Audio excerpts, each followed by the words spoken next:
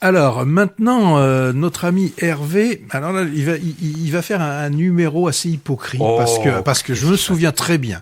Il va nous parler d'un film qu'on a vu ensemble à Cannes et c'était au mois de mai l'an dernier, donc il y a quasiment presque il y a une dizaine de mois.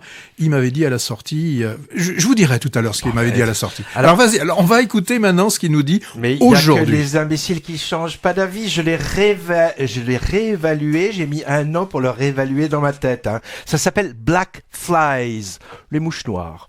Plongé coup de poing chez les ambulanciers urgentistes de New York, où un gars rompu à l'exercice va prendre sous son aile un nouveau qui va découvrir le métier durant les nuits de garde dans les quartiers chauds de la ville. Et c'est peu dire que les nuits ne seront pas de tout repos.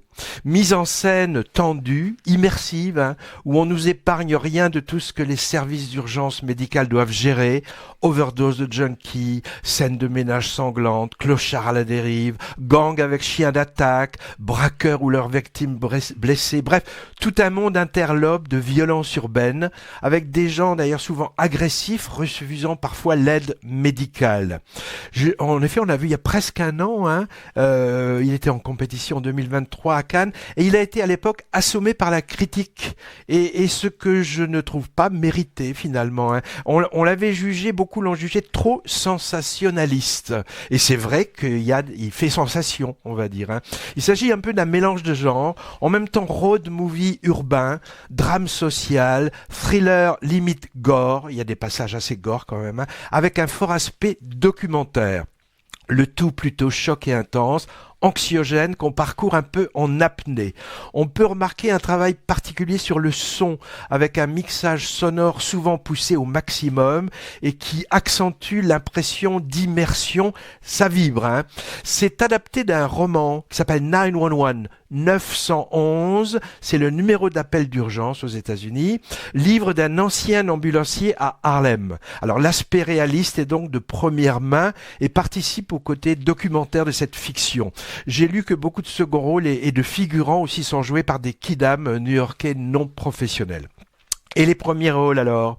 On a Sean Penn, comme d'habitude, mâchoire serrée, qui coach son coéquipier débutant, joué par Ty Sheridan, il s'appelle, très bon jeune acteur, déjà remarqué dans la franchise X-Men, on l'a vu chez Terrence Malick, Paul Schrader ou Spielberg, c'était le héros du Ready Player One de Spielberg en 2018.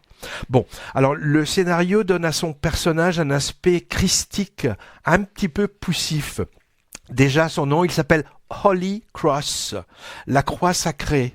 Et il se promène souvent avec un blouson doré avec 2 ailes dans le dos, ce qui lui donne un côté ange salvateur un peu lourdement appuyé. C'est pas le meilleur du film. On trouve aussi au casting, je sais pas si tu te souviens Patrick, l'ex-boxeur Mike Tyson, qui aime bien faire quelques apparitions au ciné. Je me souviens de sa prestation mémorable dans Very Bad Trip. Alors, au jeu des références, moi j'ai pensé à plusieurs films qui explorent le New York nocturne interlope. J'ai pensé par exemple à Tombeau ouvert. C'est un film méconnu de Scorsese en 2000 et c'était d'ailleurs un échec commercial. C'était avec Nicolas Cage en burn-out au volant de son ambulance dans les rues malfamées de Manhattan. Et puis, on peut penser aussi à un long épisode d'urgence, mais sans le sentimentalisme et en plus nerveux. Black Flies est signé en fait d'un réalisateur et scénariste français qui s'appelle Jean-Stéphane Sauvert, mais qui réside à New York depuis longtemps. Il était déjà responsable en 2008 d'un autre film choc documenté sur le réel, ça s'appelait Johnny Mad Dog, sur les enfants soldats au Libéria. Je ne sais pas pourquoi ce titre, on s'interroge sur les titres, hein. Je ne sais pas pourquoi ce titre Black Flies pour la sortie française, les mouches noires, à l'international, il s'appelle Asphalt City. En tout cas, comme disent les Anglais, not for the squeamish, comme on dit, c'est-à-dire à déconseiller aux âmes sensibles pour la dureté de l'ensemble. Il sort mercredi prochain. Alors, la référence à mouche noire, mouche, c'est par rapport au cadavre, par rapport... Tu crois, oui, c'est expliqué dans le... Tu vois, ça veut bien dire qu'à un moment donné, il a dormi en voyant le film. Pourtant, vu le niveau sonore qu'il y avait, c'était difficile parce que le bruit des ambulances, c'était vraiment celui que l'on peut avoir quand on est dans les rues de New York. Alors, moi, dans ce film, alors le côté couple du vieux qui explique Ouais, aux c'est jeunes, ça on l'a vu, revu. Le vieux, alors là c'est pas un vieux flic, c'est un vieil ambulancier qui est complètement désabusé. Ça on l'a vu 22 fois. Mais Sean Penn, il est moins vieux que toi. Pourquoi tu dis Oui, vieux? non, mais là, le rôle, il est comme ça, il est chargé. Ouais, il est chargé comme, il a vécu, on voit. comme ça. Alors aussi, ce qui est quand même, alors certainement que c'est une vision réaliste de ce qui peut se passer, mais que tous les méchants, etc. Ils sont tous. C'est un condensé. Oui, ils sont tous portoricains, ou ils Ah sont, oui, t'as trouvé. mais ils sont tous black. Il n'y a pas un white,